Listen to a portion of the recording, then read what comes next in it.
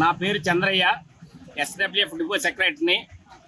ఈరోజు నిన్న ఇక్కడ నిరాధ్యక్షలు ప్రారంభించడం జరిగింది.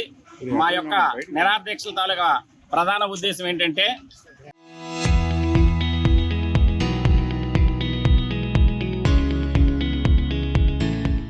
గౌరవ డిపో మేనేజర్ విజయనగరం వారికి గతంలో ఈ సమస్యల పరిష్కారం చేయమని దపదపాలుగా వినతి పత్రాలు ఇచ్చాము, పరిష్కారం చేయలేదు. అందువల్ల నిరసన కార్యక్రమం చేసాము, అయినా పరిష్కారం చేయలేదు. నోటీస్ ఇచ్చాము, అయినా పరిష్కారం చేయలేదు. తప్పనిసరి పరిస్థితుల్లో నిన్న ఈరోజు పరిష్కారం చేయాలని కోరుతూ నిరాధ్యక్షలు చేపట్టడం జరిగింది. ఇందులో ప్రధాన డిమాండ్లు ఏంటంటే, ఒకటి, ఉద్యోగి అవసరానికి ఖచ్చితంగా లీవ్ ఇవ్వాలి.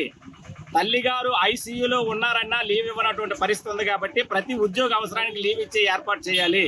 రెండోది ఏంటంటే, ఈరోజు ఎవరికైతే స్త్రీశక్తి పథకంలో ప్రజలకు సేవలు అందిస్తున్నామో ఆ ప్రజలకి ఎటువంటి ఇబ్బంది కలగకుండా ఉండడానికి కొత్త టిమ్ మిషన్లు తెప్పించాలి. మూడోది ఏంటంటే, ఈ డిపార్ట్మెంట్లో పురుషులతో పాటు మహిళలు కూడా ఎంతో కష్టపడి ఉద్యోగాలు చేస్తున్నారు. వారికి సర్క్యులర్ ప్రకారం పీరియడ్ సమయంలో ఖచ్చితంగా 3 రోజులు లీవ్ ఇవ్వాలని ఉంది. ఆ లీవ్ని ఇక్కడ ఒక్కరోజు ఇచ్చి మిగతా రోజు ఆబ్సెంట్ వేస్తామని చెప్పి వాళ్ళు ఇబ్బంది పెడతారు. ఆ సమయంలో వాళ్ళు డ్యూటీలకు వచ్చి చేయడం అనేది సాధ్యం కాని విషయము. కాబట్టి ఖచ్చితంగా మహిళలకు ఎవరైతే ఉన్నారో వాళ్ళకి 3 రోజులు లీవ్ ఇవ్వాలి. అలాగే ఈ రోజు చాలా మంది రిటైర్మెంట్లు అయ్యారు, ప్రమోషన్లు వచ్చాయి కాబట్టి కొత్త డ్యూటీ చార్ట్లు వేయాలి. అలాగే ఈ రోజు ఏదైతే ప్రతిష్టాత్మకమైనటువంటి గౌరవ రాష్ట్ర ప్రభుత్వం ప్రవేశపెట్టిన స్త్రీశక్తి పథకం ఉందో ఆ పథకం విజయవంతమైంది.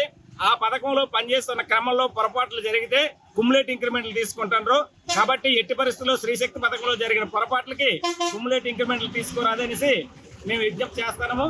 అలాగే ఈ రోజు బస్సుల సంఖ్య పెరగలేదు, జనం సంఖ్య పెరిగింది. కాంప్లెక్స్ కి బస్సు వచ్చేసరికి ప్లాట్ఫారం కి రాకముందే జనాలు పరిగెట్టి ఎక్కడం వల్ల ప్రమాదాలకు గురవుతున్నారు.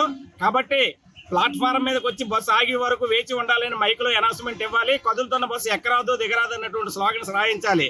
అలాగే ఈ రోజు ఏదైతే ఈ సమస్యలన్నీ ఉన్నాయో ఈ సమస్యలన్నీ పరిష్కారం కాని పక్షంలో మేము ఈ జిల్లాలో ఉన్నటువంటి ప్రజాప్రతినిధుల వద్దకి, జిల్లా మెజిస్ట్రేట్ వద్దకి వెళ్ళి ఈ సమస్యల పరిష్కారం అయ్యే వరకు కూడాను పోరాటం చేస్తామని మీ ద్వారా మా యాజమాన్యానికి తెలియజేస్తాం.